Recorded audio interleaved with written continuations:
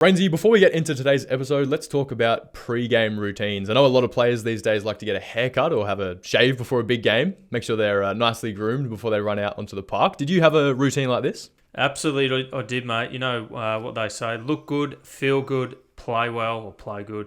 I used to, I've given a bit of a trim, my neck hairs, things. I just feel really smooth. I think it's that aerodynamics, mate. Just feeling really, really fresh, ready to go. So I can absolutely go out there and run my backside off. So just going that extra, 10% confidence that I was prepared. But Harry, in today's game, there's more to pre-game grooming than just the beard. That's right, Rainsy. With the amount of running that these players do, chafing can come on easily. So below the waist grooming is an absolute must for the modern day footballer. But if you're going to trim downstairs, you need the right tools for the job. That's where Manscapes come in now. Manscapes are the best in men's below-the-waist grooming, offering precision-engineered tools for your family jewels. Manscaped recently launched the Ultimate Men's Hygiene Bundle, the Performance Package. Their 4th-generation trimmer features a cutting-edge ceramic blade to reduce grooming accidents thanks to their advanced skin-safe technology. The Lawnmower 4.0, great name, Rainsy, is waterproof and also has a 400K LED spotlight for a more precise shave. It does get dark downstairs, Rainman. Well, I like the Lawnmower. And join over 4 million men worldwide who trust Manscaped with this exclusive offer for you. 20% off plus free worldwide shipping with the code ONE-ON-ONE. That's ONEONONE. Head to manscaped.com and get 20% off plus free shipping with the code. Let's get into it. You're listening to the One-on-One Football Podcast, the number one podcast for Aussie Rules training, coaching, and development tips. I actually used to get tagged a fair bit as a junior football, and then early days at Richmond, I used to get a defensive half-forward player at half-back, so I know both. And then there's some players that try too hard to take advantage of it and they get called play on so early that they end up kicking under pressure anyway. Now for young girls out there, which is really exciting, and anyone listening and parents and things like that, they actually have a legitimate career and pathway to, and it's only getting bigger, you would have thought, to be able to earn some really good money and make a career out of it. And it almost makes the MCG more prestigious when you come back to it. Like, we haven't had a grand final at the G for 2 years. But this year, I reckon it's pretty clear cut. And I think Melbourne obviously red hot favourites. I want to talk about, combos in the AFL. So right now, I think Melbourne have arguably the best midfield combo in the league, which is Petrarca Oliver. Arguably the best ruck combo in the league, which is Gawn and Jackson. Easily the best backline combo in Jake Lever and Stephen May. In those 4 categories, midfield, ruck, backline, and wing, I think they have the best 2-player combo in the league. Really passionate, I think you are too, around just in-season stuff and getting yourself right for games, because that's when it all happens at 2 hours on game day. Welcome back to the One-on-One Football Podcast. Andrew Rains here, founder of One-on-One Football, and as always, I'm joined by my co-host, Harry Symington. Welcome, Harry. Thanks, Rainsy. Good to be here. We're back on the podcast again. It's a bit cold down here in Melbourne, mate. You're the one wearing the jumper, but starting to hit that. Well, you got your heater on there. We don't use heaters in Queensland. Might use them for one day a year, mate. We've only just had our heater fixed. We were freezing for about 2 months there. Can't have that in Melbourne, mate. So especially when you're in Queensland. Back up here in the Sunshine State, but it's not much sunshine here at the moment in Queensland. We've had a lot of rain throughout the summer and then early autumn months, and it's impacted a lot of obviously local football up here. As soon as there's a bit of water on the ground, they cancel it, the council, and cancel the games for the weekend. And there's a lot of disappointed parents and footballers. So hasn't been a great start. It's been a bit chop and change, especially through the COVID pandemic. The last couple of years, it has been a lot of ups and downs. So hopefully the weather dries up here, and hopefully footy can continue. But I'm sure it's going pretty well Australia wide at the moment. Obviously, Melbourne's been hit pretty hard over the last couple of years, and as we noticed, there's been a lot of inconsistency, especially for a lot of our footballers on board and playing club football or school football. We're hoping they're having a good season and getting some consistent football back, Harry.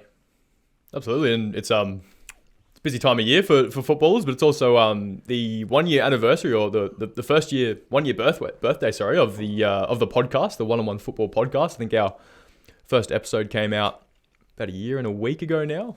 We've done 23, so today's number 23, so it's about one every fortnight. Rains, did you have a favourite episode out of all the ones that we've done so far? Not particular favourites, because it's, from the big names of Acker and Richo, obviously they were ripping podcasts to, to sort of some lesser likes on our platform in terms of their fame or their profile, but definitely not in terms of their background and what they're doing in the footy industry. So all pretty good. Acker was probably the most colourful one. Should we say that? There was exactly what you expect from Acker. Explicit word or two in there that we may have left out or beeped or kept on. So that was probably the one that was a really good one in terms of getting Acker on and listening to him. But recently Richo was incredible. Obviously his insights and something we're looking to do and push forward with our footy IQ stuff and give our listeners extra curricular education things around our football and some voiceovers and some education playthroughs on the screen is obviously looking towards our bonus additions and add that on the footy IQ, which was incredible what Richo did. So looking forward to plenty more of those, mate. And 1 year's it's flying by. My son actually turned 1 the other day, so it's all happening, mate. So and I think even before, like more celebration. I think 4 years in late April. I think I forget the exact date we launched. I should probably know that. Yeah, right. About 4 years ago, the platform launched too. So it's late April, May is a big sort of birthdays, but plenty of birthdays, mate. Yeah, absolutely. There's always evolving as well. I guess I remember sort of thinking back to the first episode we did with Mick Barlow, which is, I reckon, an underrated episode. It's probably, we were probably still finding our feet with the podcast stuff, but Mick's we'll probably have to get him on again. He's an awesome guest. And I just remember like he was sitting in the club rooms, I think, at like a local footy ground, and he'd done some coaching. He turned the camera around to put it on one of his athletes kicking at the exact same time as they did a terrible kick, and he was pumping them up for being a great kick. So one's always. And he's actually, I should give a shout out. He's doing the one-on-one football. We're running the football program or specialised coaching the football program there at De La Salle College in Malvern. So I'll give them a bit of a shout out. Terrific program. Just started. They're looking to bolster up their football program. And they've turned to us, which is great. And Mick's leading that as in specialised coaching, along with some appearances from Brett Deledio. So some really good things happening there. So shout out to T. Larcel and Mick. They're doing some great things. So there's any schools out there that are looking for some extra skills coaching or some football program assistance. We're also going to schools there too. So. Very exciting. Yeah, we must get Mick back. I remember that episode. So, we can't underrate any episodes, really. They're all incredible, aren't they? They're all good. Yep. Yeah, definitely. That I guess, coaching of school teams is obviously one of the services that we can provide. But in terms of our one-on-one coaching, we're always expanding our coaching. We've got new coaches in new areas. Since the last episode, Rains, we've got 2 new coaches. Yeah, we've got Liam Jones, who's actually technically in Kingscliff, so he's operating just south of the border at Queensland, but he's obviously available on the Gold Coast too, and he's playing at Palm Beach, my old club.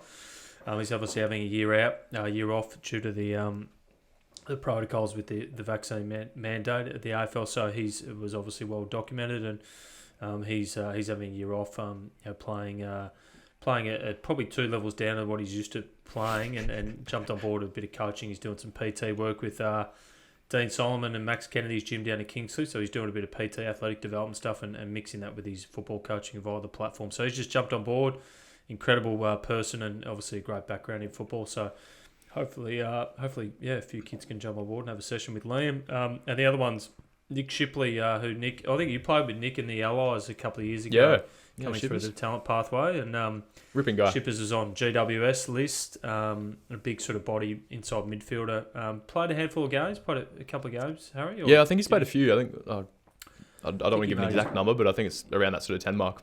Yeah, which is an incredible effort, and he's now playing, I think, with the Sydney Swans VFL team, and Shippers has jumped on board as a young coach in the Sydney area. So we've got a fair few coaches in Sydney now, which is exciting, and plenty of footballers keen to sort of go one-on-one and small group sessions. So he's so 2 great additions there. And I like these 2 because they're younger, and obviously they still have experience at the highest level, but I think they're going to relate really well to that younger demographic of players coming through that sometimes might not be as engaged with an older coach. So I guess that's the versatility of the platform, is you can find someone who might work really well with you, and then obviously you can try different coaches, and once you find that match, you've got a really good mentor. So 2 awesome young coaches available, both in New South Wales, I guess, but Jonesy obviously boarding on the Gold Coast as well. Now, Rainsy, moving into one of our other services, so we have something called Scout Sessions, which is much more of an in-season service. And for people who aren't familiar with it, what is Scout and how does it work? Scout is a service which we launched a year or two ago around a coach coming to watch your game and giving a digitalised match summary via our platform. So they'll go through a criteria, what we look for in terms of talent or pathway football to getting to the highest level. We've put in a bit of a checklist, or not a checklist, like an assessment from what the coaches can see in their game. So might have something like their kicking, their marking, and then their athletic makeup in terms of covering the ground, their speed, their work rate.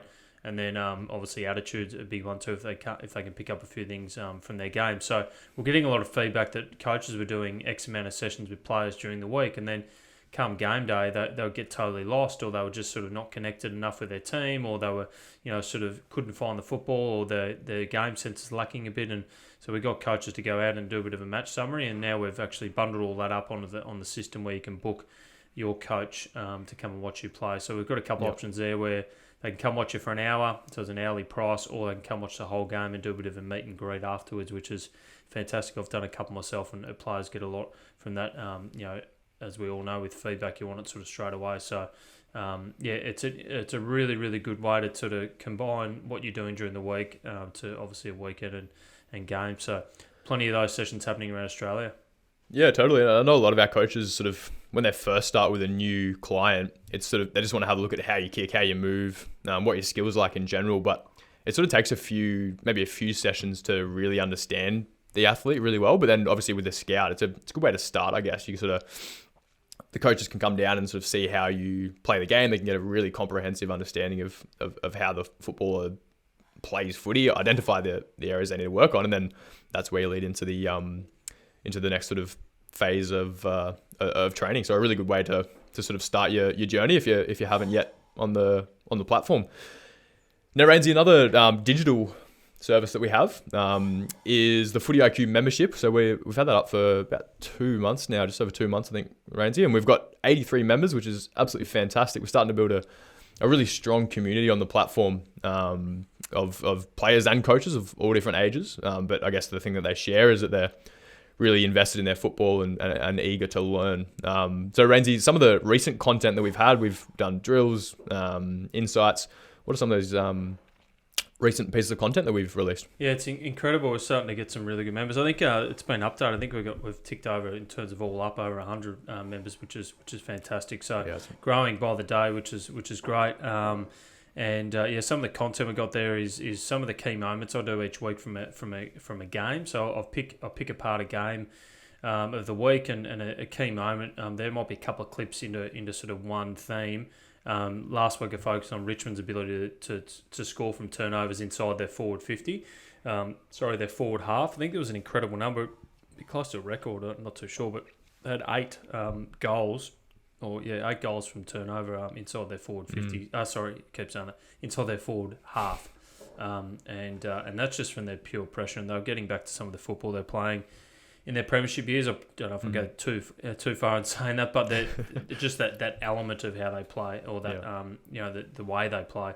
So that's back in their game, which is really good. And obviously having Dusty helps. So each week I'll pick apart a game and go through some key moments and present that in front of a screen. Our drills library, obviously, we just released a lot when we first launched. It was sort of start of the season, so great for coaches and footballers. So even our footballers can do some of the drills with a partner or a parent or a friend. They're looking to sort of just go down the park and do a bit of extra skills to club training where you want some drills for our coaches. So we put a huge library together for that. We just released one this week, which was one of your drills, kick to hand to target. So you essentially just put your hand up and you're trying to kick it to a vantage side and get all different heights and weights into your kicks, because we obviously do that a lot in games. Our key moments is another theme there. The D's and St Kilda we looked at the previous week. So our key moments, obviously the last week looked at Richmond. The week before looked at St Kilda and the D's, and obviously the D's are playing incredible brand of footy. Our insights library, I actually did one as a tagger tagged player, where I used to play as a tagger. So Probably got I was, a good insight on the other side well, of I the got inside of both, and I defence. actually used to get tagged a fair bit as a junior football, and then early days at Richmond, I used to get a defensive half forward play at me at half back, so I know both, and what works and what doesn't. So there's some really good insights there. And then I did another key moments about 3-4 weeks ago, just on Lachie Neale in Brisbane's efforts to win over Sydney. So some incredible stuff in there, and there's a lot more to go through, and hours of content there. So it's really exciting, mate, what we're building. Absolutely. I think that's that working through a tag, that those last two probably combine really well. I think in the Lachie Neale analysis, you showed how he got off his defender as well. And even if you're not a midfielder that's getting tagged, there's some really good ways to, I guess, get separation off your opponent, which is probably not something that you get taught. Correct me if I'm wrong, Rainsy, in the junior systems. No, it's incredible vision there too, and I won't spoil it because I obviously want people to go and have a look at it themselves. But just some incredible vision there of Lachie and how he sort of breaks. I think he had Callum Mills on him, and he's a really good player. And just the way he broke that sort of tag, and there's 2 or 3 key elements to go about that, and how you can actually do it on the inside and outside. And again, it doesn't get taught to you. You don't learn it. The only way you learn it's through experience and out in the ground. So what we're showing you here is sort of a fair bit of vision to be able to help you see it and educate yourself, and then when you're out in the ground, you can actually go out and do it. So yeah, some really good stuff there. For sure. And on the on the platform, on the Footy IQ membership, we've got programs, we've got a backlog of drills and insights, and people that listen to the podcast will be quite familiar with that. But if you haven't checked it out yet, jump over. We'll put the link in the show notes. And we're releasing content twice a week at the moment, so the content's always growing. What do we have coming up, Rainsy? Upcoming content for the rest of the month? Bit of goal kicking, some focus on just a bit of some routine stuff, and each how it's all individual. Your goal kicking, you just got to stick to consistency. How to navigate yourself through boundary line, sort of set shots, whether that's snaps or drop punts. And it's always an interesting one. You watch on the TV these days, and they're swinging around their body and kicking those snaps. So we go through a bit of information on that, which is great. And how to take advantage of the stand the mark rule, which is a really good thing. I've been doing a fair bit in my sessions and one-on-one and teaching players to take full advantage of that stand the rule or stand the man of the mark rule. How they got to stand and pause. You can take full advantage and go right up to the side and pretty much hit your target or kick down the line or wherever you're kicking. Conversely, a lot of players are actually still kicking a fair way back and not taking that advantage, and taking that full distance, which just gives you a bit more distance in your kick, opens up your options a bit more, and makes your decision a lot easier. Yeah, I reckon that's an interesting one as well, because there's some players that don't take advantage of it at all, and then there's some players that try too hard to take advantage of it, and they get called play on so early that they end up kicking under pressure anyway. So I think I remember filming that one, and I remember thinking it's a really good one for people that perhaps have tried to use it but been unsuccessful, and so they might go back and just play real sort of conservative and not try and take the man on the mark on again. But if you're smart about it, then it's a great way to, like you said, to get a clean kick away and add 20 meters to your kick perhaps. Some really key points in that one. So look out for that in the next couple of months, guys. And then Rainsy, moving into the footy world. So we've had some big news this week with the AFLW. So they've got just been announced that there'll be a 94% pay increase across the board. The tier 1 athletes will go up to $72,000 per year, and the average salary overall will be $46,000, which is obviously great for the girls. Hopefully that gives a nice little boost, and we're now into 18 teams, which is excellent. My Hawks, good to see the Hawks have finally got a team. I'll be sort of split between them and Richmond, I think, in the AFLW, but then obviously Essendon, Port, and Sydney as well. Cody might be happy with that, mate. Yeah, I'll call it half and half. I'm a bit like that at the moment. I'm choosing multiple teams to support, but can I use the excuse, Rains, that I'm just a fan of the game? Is that allowed? No, you can. I'll just wear an AFL logo shirt or scarf. Obviously that's been the increase in salary, which is fantastic. They're taking into account the off season where the players are they have to keep fit and be ready for when they come back. So great to see for all the girls. It's unreal, isn't it? And it's actually train an AFLW player, and not probably allowed to disclose names because a lot of these girls are the clubs aren't too happy when they go and do some sessions. But and I'm sure you're probably similar down there. So speaking to her the other day, and it's incredible for players to be able to or for the women to be able to get a well deserved pay increase for the amount of time they put in, because they do have full-time jobs, but then they've got to juggle that during, as we saw through the COVID pandemic, when they got to go into hubs or they got to fly out and things like that. They obviously didn't go into the extent of the hubs that the men did, but they still had to chop and change their schedule a fair bit, and I think they should be well rewarded. So you can, now for young girls out there, which is really exciting, and anyone listening and parents and things like that, they actually have a legitimate career and pathway to, and it's only going to get bigger, you would have thought, Absolutely. to be able to earn some really good money and make a career out of it. Yeah, totally. And hopefully it means that, people can, if it's what they want to do, people can quit their day jobs and focus full time on their footy, which is obviously what the salary is gonna open up as a possibility. So obviously the 40 teams, and they're going to increase the number of players in the league from 420 to 540. So obviously covering all teams now, which is awesome. And then Rainsy, one that we've just heard about today, the AFL Commission has finally made the call on the time of day for the grand final, which is something that we've sort of been pondering in our bonus episodes with the guests. But it's set to remain at 2:30 p.m. And it'll return to the MCG for the first time since 2019. Are you a fan, Rainsy? 2:30 grand final at the G? Yeah, well, I'd like to say I'm not on the fence, but I was sort of like, when I first read that, I was like, that's great, and I don't think, because the last couple of years have been night ones, night grand finals, and you're waiting around the whole day, and especially because they've been through the COVID stuff, and you're sort of not there, or you're just sitting around and waiting for the grand final. It's sometimes you think, oh, it'd be good to go back to the game at the daytime at 2:00, 2:30, and I think we've got it this year, so I'm looking forward to it going back to that slot. But then moving forward, I don't know. If the stadiums can get a bit bigger, I think it's traditionalist in terms of MCG, and the 2:30 is great. But then the flip side of me sort of says, well, and I've played in the northern markets and based up here now, and I just think that and you watch what the NFL do. I think it's a national game now. I don't mind the idea, and it doesn't have to be every year. Whether it was like the Olympics every 4 years, every 3 years or something. That it was changed venues and then maybe change the time slot.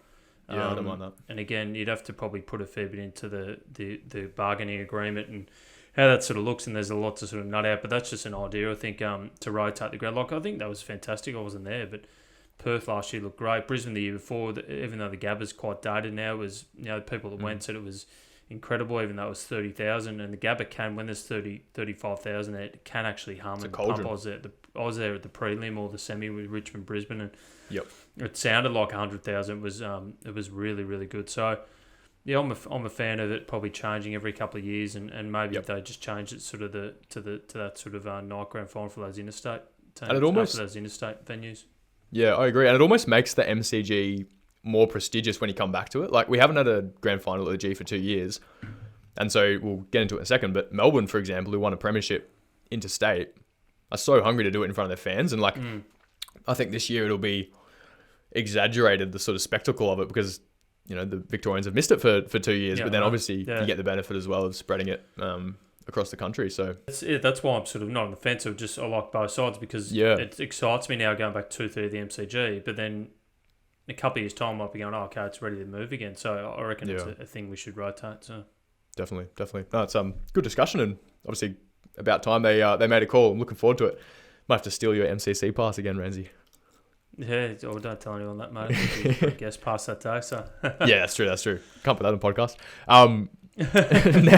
Now, Rainsy, moving into the next topic. So the Melbourne Demons, we know how good they are. I just want to dive a little bit deeper into sort of their system. That, like we mentioned before, they're hungry for a premiership in front of their fans. They're undefeated. What are we, round 10 now? Can they be beaten? And who do you reckon is going to be the team to do it, if they do this year? I reckon Brisbane can. At the Gabba, they can beat them. I'm not too sure at the MCG. But they're far above those two teams at the moment. I was thinking the other day, I don't think I've seen a year like this for a while. I might eat my words. Richmond are probably in the background, who could maybe challenge and potentially Geelong. But Melbourne and Brisbane are clear ahead of the opposition by a long way. I think previous years, probably the last 10 to 15 8 to 10 years, I reckon there's been a sort of a mix between 4 to 6 to 8 that could win it. As we've seen with the Bulldogs and teams like that, Richmond, that not necessarily finished on top and then have come through to win it. So, but this year I reckon it's pretty clear cut. Yep. And I think Melbourne obviously were favourites. And the other thing too is the amount of wins. I reckon was probably dating back to sort of the Essendon era, 2000 when they won all those games, and it's reminding me sort of similar to that. So, it could be just a year of a whitewash, and they're just the best team by far, and they win it again. Yeah, and so without jumping the gun a little bit, if say Melbourne did manage to win 3 premierships in a row. So obviously in the modern era, Brisbane won the triple premiership in the early 2000s, Hawthorn from 2013 to 15. If Melbourne did win 3 in a row, do you reckon they would become the best team of the modern era? Like if you compare Petrarca, Oliver, these guys against, the Simon Black, the Michael Voss, do you reckon they become the best of all time if they do get to that mark?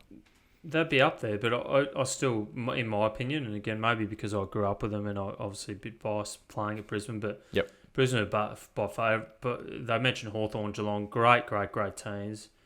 It just can't be that Brisbane side across on paper. There's so many stars and so many great players, and to win it interstate, I think was even a bigger achievement. Good point. 3 times. So I think 3 times interstate, and then get to their 4th, and get obviously pipped on the line, and then they had injuries that year and things. Just to get there was incredible. They never actually finished on top, I don't think, in a home away season. So it just shows you that they were always cherry ripe when they got to the big dance. But in saying that, Melbourne, I'm starting to think, like Gawn's just an incredible. Like you'd argue that Brisbane didn't have a Gawn. Clark Keating was a great ruckman, but he's gone. He's probably got in cover. And then you throw in Oliver and Petrarca into the mix, and there's arguably Voss and Black. So it's starting to stack up a bit. Do they have an Ackermanis? I'm not too sure. Do they have a Luke Power? Cosy Pickett, maybe. Sort of types. And could be the Acker. Yeah, potentially. But Acker could probably go in the midfield and do a bit more damage, I would have thought. And it's pretty hard to compare against Acker, 300-game champion, and as we mentioned before. And then obviously up forward with Brownie and Lynchy, and Bradshaw. I just don't know if Melbourne have got that sort of star power. They've got star power, but they're probably more of a collective up forward. But their back line... Maybe it does. Lepich and Mel Michael, maybe May and Lever do stack up against those guys. So it's very, very interesting. It's a good debate to have. Yeah, it's a great segue into this next topic. So I want to talk about, I guess, combos in the AFL. So right now, I think Melbourne have arguably the best midfield combo in the league, which is Petrarca Oliver. Arguably the best ruck combo in the league, which is Gawn and Jackson. Easily the best backline combo in Jake Lever and Stephen May. And now that Angus Brayshaw is playing on the wing as well, you got the best wing combo in Ed Langdon and Angus Brayshaw. They've got some excellent forwards as well. But in those 4 categories, midfield, ruck, backline, and wing, I think they have the best 2-player combo in the league. Do you think combinations of good players is important? Yeah, it is. And in saying that, it could be that could easily press the case against Brisbane's combos. But Brisbane had the forwards there, didn't they? Just focus on that though. I think it is. I don't think many teams have got that at the moment, so that's hence the reason why they're such a good team. But then they've also got the role players, and you look at successful teams, and they've got role players that play that make the stars look good, and just got some incredible role players. So I think they're building something pretty special. But as we know, they're hard to win, so they've got to get there and do it again. Yeah, definitely. No, excited to see what's to come. But I think everyone in the comp, no doubt, loves watching them play, unless you're a Bulldogs fan. Now, Rainsy, moving into the third sort of section of the podcast, which is our main session. We wanted to talk about tune-up sessions or pre-game priming sessions, or that sort of. Well, I'll let you explain it. For those listening who might not know what a tune-up session is, what is it, and how is it different from a normal training session with the team? So you usually got your 2 main sessions. At AFL level, you got probably 2 main sessions and a craft session during the season. Now, a craft session's a low-key skill session, which might be on a sort of a Tuesday, sort of a Monday maybe, and then you do your main training Tuesday, Thursday, or Wednesday, or Wednesday, Friday, and then your tune-up or your captain's run is where it's a session before the game where you just tune up on things, and it's more about the individual and less about the team. So the team sessions are going to be more, you're involved in full ground play. Obviously, some craft drills and that involved, and some contested drills and working on your fundamentals. But the tune-up's more around how you want to prepare before the game. So if you want to kick 100 balls, probably not recommended maybe, but maybe 20 metre passes is. Yep. But if you want to do that, or you want to just work on your hands, probably more sort of a really without the workload, a fast way to tune up yourself and get yourself right. Because if you train on a Thursday, your main session, and you don't play till a Sunday, and you haven't done anything in between, you're going to be really fatigued come Sunday. Yeah. And some people might ask, well, why would I be fatigued? Because I've rested the whole time. It's better to stay active. And I know from experience, getting up and getting your body moving each day is imperative. You might not need the load, so it's a really good way.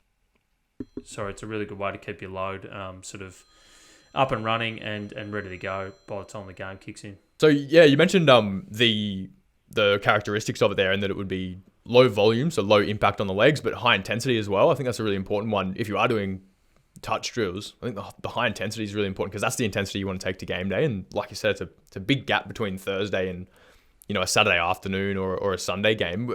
When you go back to your AFL days, Rainsy, when you were a player, actually with coaching as well, because you obviously ran a lot of those tune-up sessions, what were some of the drills that were involved? Like, was it all stationary? Like, what are some of the specifics in a tune-up session? Well, you might start with some stationary stuff and do some touch work and before and after. But then you sometimes actually get up to a fair click. It's actually really good to get your heart rate up, but just for small bursts, and maybe even a full drill. So the number one thing is probably no contact, or less contact, and it's just sharp. But then you might go really quick for periods of time where you might actually do a full ground drill or the old school sort of circle drill, just kick the footies around. But you might get a bit of a burst and get your heart rate up. I know that's always a good idea to keep your again, I'm not in the S&C world, mate, but to just keep your hamstrings and your soft tissue, those type of parts of your body ready to go when the game comes. You've actually exerted a point of reference when you start the game. Yeah, absolutely. I think it's really important to maintain your high speed running load throughout the week. You want to, if that is something you are trying to develop as well, you don't have to do a lot of it. So if you are doing some speed training, you can just do a couple of sprints, on your priming session, and then you're good, and you do it again early in the week, and it's something that you do want to maintain. But another thing as well that I sort of remember from our tune-up sessions at the Suns is that it's a good opportunity to maybe build confidence into something that, whether it was last week you missed, you kicked 4 points in front of goals. The end of a tune-up session is a great opportunity to go through and practice your goal kicking, or if there's, if you missed a couple of ground balls last week, it's a good way to, I guess prime yourself for what you want to do on game day as well, from an individual sense. Yeah, so that pre-game primer or tune-up, you're just priming everything that you really want to focus on. I remember talk about goal kicking if you're playing up forward, or even if you're midfielder, just heaps of goal kicking. The other one too is I used to try and prime myself for the opponent I was playing if I was tagging. So I used to grab Vossi a few times and actually go, if there's someone stronger than me, and Vossi's coaching me in Brisbane, and he obviously was one of the greats and got tagged all the time. So we'd actually go through 5 to 10 minutes of just, sort of negating drills, or just some stuff with body work and things like. Again, low in terms of contested stuff, maybe quick, short spurts of intensity, but then just repetitive and sharp and things that you really want to work on. If you're a ruckman, just tapping the ball to your midfielders. If you're a midfielder, just clean hands, ground ball stuff. Just it's your individual time to really focus on what you need to prime up and tune. Prime and tune up for the game. Yeah, awesome. I think it's a great little. It's probably something that, unless you are in a a semi-professional or professional environment, it's probably not something that you get exposed to just as part of the system. Because like you mentioned, it might be a Tuesday and a Thursday for say an under 14s team. So if it's not being provided by the team, can it be done individually as well? And how might that look? Well, absolutely. I think a lot of our coaches have got a background in it. So I've actually done some sessions. I've actually got a lot of footballers to do sessions with on a Saturday before their Sunday game, and that's perfect. So if you are thinking about that, then come see one of our coaches, and we can definitely assist you there and give you a bit of education around the tune-up sessions and actually conduct one. Because again, I know a lot of junior teams that play on a Sunday and their last session's on a Thursday, and I'm just not too sure what they're doing from Thursday night to sort of Saturday, sometimes Saturday afternoon, not Saturday morning. So it's a fair bit of time to be doing nothing. I'm assuming they're doing some stuff. Obviously, they go to school, or they're up here they're surfing, or in Melbourne they might be sort of having a kick at the park or something like that. But just got to be ready to go. And again, if you want that over your opposition, you want to be the best player possible. You've got to put in the work. And I think it's an incredible opportunity from Thursday night to your game to be able to get an extra session in, but making sure it's not extra load. It's tuning yourself up for your game. Yeah, and I reckon something that I'd always advise is experiment with doing your tune-up session on different days at different times, because you'll find what works for you. Like I think Aka mentioned a couple of weeks ago, Rainsy, that he would have a kick on the day of the game. He did that before grand finals as well. And I think that's no, that's not going to work for everyone, and especially if you're junior footy, you're probably not playing night games where you've got a morning before the game. But experimenting with it, whether it's a Friday morning or a Saturday morning if you're playing on Sunday, like I think experimenting with it, finding what works for you, and then building your week like in a way that works for you. It might not be the same as everyone else. So if you are playing in the afternoon or the evening, Rainsy, do you reckon that changes when you might do your tune-up session? Well, again, some kids football do play Friday nights, I've seen too, or or the odd sort of maybe Saturday night. So I think the night game's a really interesting one, and I think there's a bit of education around that. And I give you a bit of example of what I used to do. I used to probably go to bed a bit later the night before a night game, and then sleep in a bit longer. Now, obviously, with kids, or with one child now, but and just being sort of what do I say? Probably mid-30s. Type of person, I'm probably up a bit more. I don't probably go out as I used to, as much as when I was younger. So I'm used to getting up early. Yep. But when I was younger, I could actually sleep right into sort of if it was at 7:30, 8 o'clock, or 8:30, maybe even pushing 9 sometimes. If I had a night game, it's sort of 7 o'clock. Or 7. So it was 7:40. Those games I used to play. So it was really late, and I used to dread. It was actually a bit of taking. I used to take a bit to get used to the night games, especially in my first years of being a professional. I hardly ever played night games before. Yeah, so it was actually a bit to get used to. So I was like, this is a lot of waiting around. So I used to push it, have a bit of a sleeping, get up, have some breakfast, get myself up and going, probably go get the paper back then, walk, go to the park, maybe go out for breakfast. So I'd have breakfast in or breakfast out. And then get home about lunchtime, and then maybe just start to wind down a bit. Maybe have a bit of a lighter sort of lunch or a lunch, and then sort of start winding down. So sort of get yourself up. So you're winding down, then you're getting yourself back up, and then you wind down again. Because if you're constantly up or you're constantly down, you're never going to find your sort of happy medium. So you can't wake up in game mode. Correct, and then not every player did this. So I think we spoke to Brett Delidio about this in his podcast, and he went through his game day in his episode. And he went through his game day ritual, was quite detailed. I'm not going to go through specifics with me now, but just to give a bit of an outline. And then I'd wake up after sort of a bit of a snooze around sort of 2:30, maybe 3 o'clock, and then wake up. Sort of 20-minute, 30-minute cat naps. A lot of people can't do the old cat nap, but I'd have 30 minutes, and then I'd wake up and I'd go again, sort of have a hot cold shower.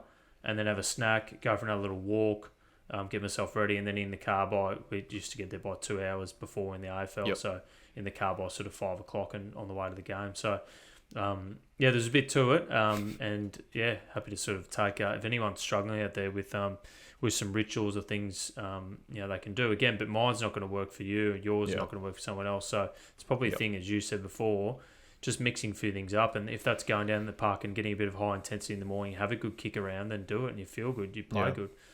So I think that's a really good one for individuals to think about, but just always back to that process and going through what works for you. Yeah, absolutely. I think you mentioned going for a walk to get the paper. Nowadays, you can just click a button on your phone and scroll social media, so you don't actually exactly, and you don't get forced out of the house like you might if you're going to buy paper. So I reckon, if you are, for example, a young footballer in today's society, I reckon actually booking something, whether it's a friend or family, like going out for brekkie or something, and putting something in your schedule the morning of a game, it might be a good way to get out of the house and get moving and interact with people and take your mind off the game a little bit. I think if there's no reason to get out, you're probably not going to, and like if you don't need to go and get a paper, so why not just stay at home? And I reckon you don't want to be stuck cooped up at home and for you want to wake up, be cooped up at home, and then go straight into a game. You probably want to get yourself out. Spot on. And back to sort of what we provide too. And again, it's not for everyone, but I've known of players to have sessions the day of games, and they just go to their coach and say, "Hey, this is what I want, and I actually really want to work on something today. So I'm flying by tonight." And they've done that, and especially probably more the day before. So like on a Saturday morning, because it's a long week. Thinking about the weekend, there's a lot of sitting around and not doing much. So parents might thinking, "Oh, what can I actually do for the kids?" I'm sure there's a lot to do, but Saturday mornings leading into Sunday games, perfect. Absolutely, opportunity to do something. Now, Rainsy, so that's before the game, so you might have a tune-up session before the game. But again, I want to dig into your experience in the professional AFL system. Let's say you play a Saturday game and your first session back with the team is on a Monday. I think there's a sort of a common maybe misconception that you always you don't do anything until you first until the main session on Tuesday or something. But like as I'm sure you're aware, as I'm sure you experienced in the AFL system, there's a specific type of session that you do on a Monday or that first session back, whether it's 1 or 2 days after the game.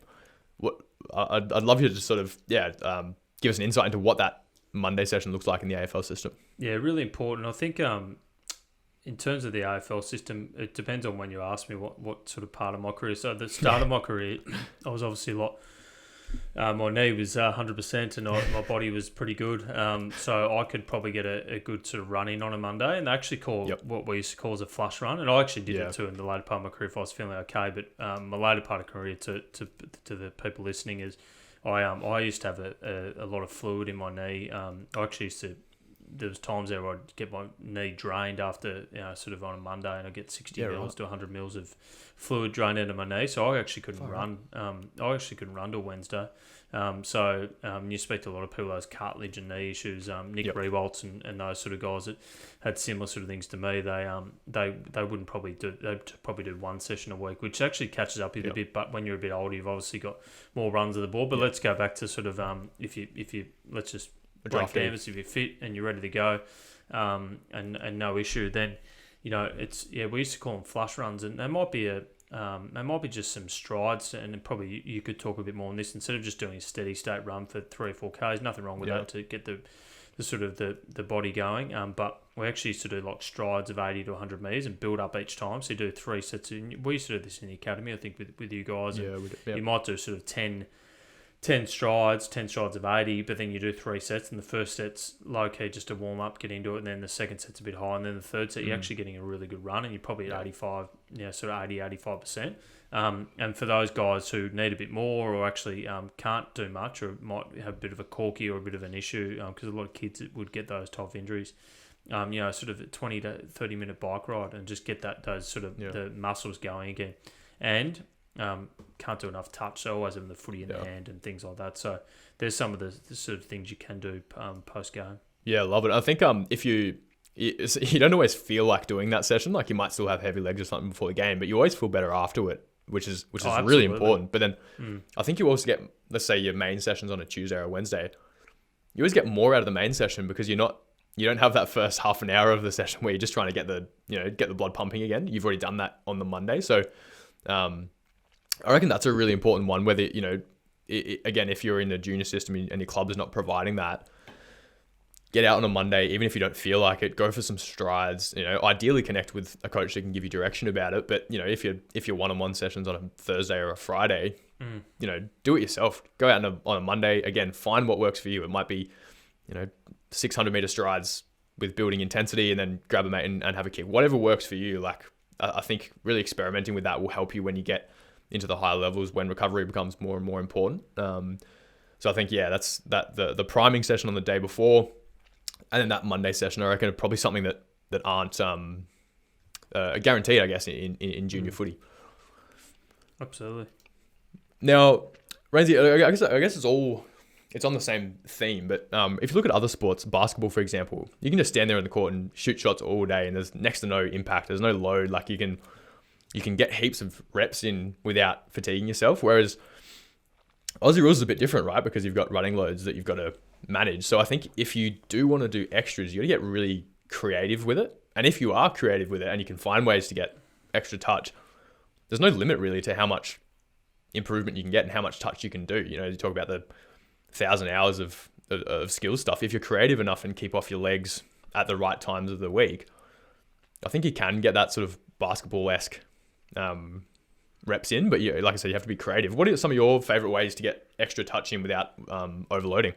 Yeah, it's a fair bit, and that's just a thing. You always got the footy in your hands at all times. So even just having the footy, is a great thing for just to touch and feel. B, just making sure that you can just do some things, whether it's rebounding off the wall or getting a partner and just doing sort of handball stuff, tram tracks around your body, over your head, over your shoulders, all that sort of stuff, and just playing every little games. We used to do a little handball game.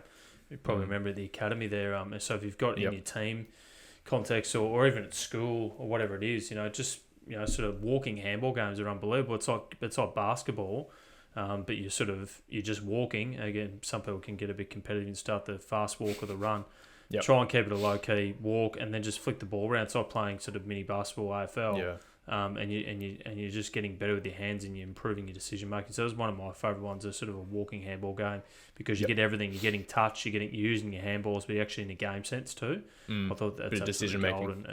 And some of the best ways to do, you said extra touch. You might walk off that, sort of 20-minute game, and you've had and there's heaps of touch because you might have 3v3 or 5v5, and you're getting a lot of the football. So you're obviously not doing it any extra load. Yeah, really important. I think you've probably had similar experiences, Rainsy, but when I had all my ankle foot injuries, I remember that my touch would always go through the roof because I couldn't run. I was in a moon boot half the time. So like a lot of the time I was on my knees doing marking drills or something, but because I couldn't run, there was no limit to how much sort of touch I could do. And my skills, my ball handling skills would actually get better when I got injured because I was doing that. But then when you get out of the injury, you're so eager to go and get back into training that you probably back off the amount that you do. Like, do you reckon there's anything to be said for like, doing a whole session on your knees or maybe taking some of that? Because we always get given creative ways to keep your touch up when you're injured, but never when you're healthy. Like, is there a way that we can... fit? Yeah, probably because you can do everything. So yeah, there's probably just those different... It's probably just up to the mindset of going, okay, well, how can I... we used to have the handball club at the academy that I created with you guys, and that was the thing you could sort of tick off, and injured or not injured, you could tick that. Remember, we used to have that little roster, and you'd see how many sort of handballs. So it was like something like 200 or 300 handballs, and you get that done before training or after training. So I think there's sort of ways to keep yourself accountable, and sort of go instead of going through the motions. You rock up to training and go, yeah, I'm fully fit, and we're just having a kick, and I'll focus on this and that. Make sure you get your touch done. And again, throughout the season, throughout the games, when you've got a lot of load, there's a lot going on. I just don't think you get enough touch and handballs. Sort of even your marking stuff, anything you like, even kicking, even a bit of kicking technique stuff. It doesn't take a lot. 10-meter sort of kick ups to yourself or kicking on your opposite foot doesn't take a lot of load. So you can do that stationary and making sure you're just ticking it over. Absolutely. And if you're what I like about this episode is we've laid out the framework for a normal week. So you might have your main training session on a Tuesday, Thursday, and you play a game on the Saturday. That's your framework, right? That's what everyone's doing. If you add a Friday priming session, a Monday flush run session, and then handball club or something before and after your training sessions, all of a sudden you've bulked out the framework to a point where you're doing way more than the people who are just sort of going through the motions and doing what's given to them. Do you reckon can you add all of that at once, Rainsy, or do you reckon you should maybe start with the priming session, then add the Monday? How would people approach that? No, I think you can add it straight away. It's something you can put straight into your game. And again, I always say this: if you're relying on your 2 main sessions a week and doing nothing else, you're leaving yourself open, aren't you? Because that next person in line who wants that representative spot or wants that spot on the team that you're vying for or you're trying to push up a level, they're going to take it because they're doing more than you. So you always got to think as an athlete and someone who wants to get better with their football or their sport, is to be able to consistently doing things more and better. Okay, and now sometimes less is more, so it might be a bit sharper, and you might like I've had to put. I remember I've spoken to you a few times that in your career, mate, probably just doing a bit too much, and then you're falling off the other way. So it's just getting that right balance. But I think those primer sessions, the flush, the extra touch, plus your two mains, and again, if you're doing some one-on-one sessions, obviously is going to help too. And I think those type of things will help you moving forward, and you're going to outdo your opposition for sure, and just getting that balance between, not overloading yourself to just getting the amount of work that you need to get done. Totally. I think it's interesting that you bring up, because I definitely used to do too much, but I think so. I had such a growth mindset. I was eager to improve, but I was putting all my energy into endurance running and things to try and get myself fitter. I think it's really important, and this is the benefit of one-on-one coaching, is you can connect with someone who can give you guidance. And like we speak about heaps on the podcast, the footballer, you're bringing the motivation and you're eager to get better, but you don't know what to do. That's where a one-on-one coach might step in, or the Footy IQ membership, Rainsy. We've got some online programs on there as well. So if you know you need to add a session in, or a Friday or a Monday, or handball club session, whatever it is, like, go out there, be proactive, take control of your career, and connect with someone who can give you guidance around that, because it can go two ways. Either you don't have anything to do, so you don't do any extras, or you put your energy into the wrong thing because you're not quite sure. So you have to get creative. You've got to connect with someone that knows what they're doing. So the other thing too, mate, is that accountability thing. It's always better doing it with someone else. I think we spoke about this the other day. Like, let's say you've got like me now, who's finished retired and young family, things get hard to get up and go for a run. Obviously, it's part of my routine. I'm pretty disciplined. But if I was actually to book it, and I think you spoke about this the other day, you do the body fit classes, and if you do yours at night or in the afternoon, maybe share to our listeners a bit about your routine, and it's not necessarily about footy, but this can be based into your football and your mindset. So just talk us about those sort of set classes, or if you set yourself an appointment or a session somewhere. Yeah, so just for context, what I coach and what I do as a non-athlete anymore are very different. So I would not encourage anyone to go and do these general population cardio bunny sort of classes. Exactly. But for the example of the... Absolutely. Yeah. So what I do is, so there's a body fit down the road. And it's just, for those that are unaware, it's just a group class. And the reason why I like it is not because the type of training is any good. It's purely because there's a time, a place, and consistency to it. So I know at the end of the day, on my phone, an alarm goes off when it hits 5 o'clock. And if I don't get myself ready for the gym and then get to the gym by 5:30, I'm going to miss the class, because the class happens every single time at 5 o'clock. So it's not necessarily the fact that the training's good or there's anything special about it. It's just that there's a consistent routine, there's a time and a place. And I think, again, this goes back to one of the other episodes we've done, Rainsy, but when you're trying to implement a new habit into your routine, planning the time and the place of it is so important, as opposed to just saying, on Mondays I'm going to do something.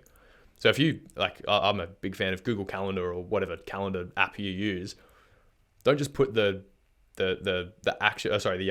calendar item in your calendar.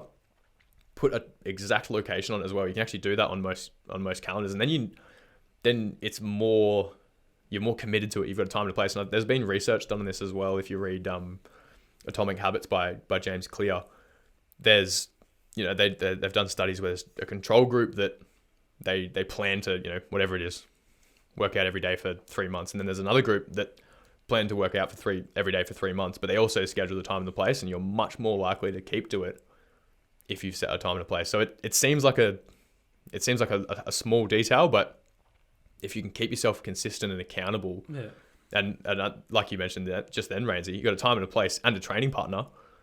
If you're 5 minutes late, your training partner's going to let you know about it, and then you're keeping each other accountable. Correct. So there's those little things that you can do to make it. It's okay. I think too, like when you're running, and I know when you go for a run with yourself, or if you run with a friend. Absolutely. Just generically speaking, again, you're probably going to run better or further when you've got someone to run with. Same with time trials, same with anything. When you're actually forced to actually do something and push yourself, and you're accountable. So it's a big thing, that accountability. Getting back to that, and if you're looking to improve and increase these daily habits, these are the type of things you've got to be doing. And again, for one last time to this episode, if you are trying to get to where you want to get to, and it's AFL draft, I know it's everyone's goal, not everyone's going to get there, but let's just set the bar high, let's shoot for the stars. Yep. You've got to be doing a lot more, than your opposition. You've got to be doing that unique ability to be able to do more. And when I say more, it's not necessarily going for 10K runs, going for sort of high intensity things. It might be just going down and doing some extra skills with your friends or a coach and getting your touch done, your 500 touches, whatever it is. It's off your legs or off load, but you've ticked that box and got it done. Yeah, absolutely, and definitely connect with someone who knows what they're talking about. Don't just go down to a body fit. Disclaimer. Absolutely. Finish on that one. Rainsy, that's all we've got time for today, mate. Thanks again for jumping on. Any last words? No, I think it was great, mate. We summarised a fair bit. I'm really passionate, I think you are too, around just in-season stuff and getting yourself right for games, because that's when it all happens at 2 hours on game day. But that's what a lot of people don't see, what actually goes into those to get to that 2 hours performance. And there's more than just 2 hours, more than just rocking up to a game. So it's all that stuff behind closed doors and what you're doing. So really passionate about that. Great summary of the AFL stuff. There's incredible stuff going on at the moment in terms of the industry. And again, we're right in the mix of it now. Getting into that winter, mate. Nice cold months down in Melbourne. Nice and muddy down there. While hopefully the sun's coming up in the northern states up here and getting out of the rain and getting consistency back with our junior football, with our passionate coaches out there. And I hope everyone's having a really good season. And keep listening. There's going to be some more gold we bring on this show. And thanks for jumping on board again. Absolutely. Coming into our second year of the podcast, guys. And just I will say one more thing at the end.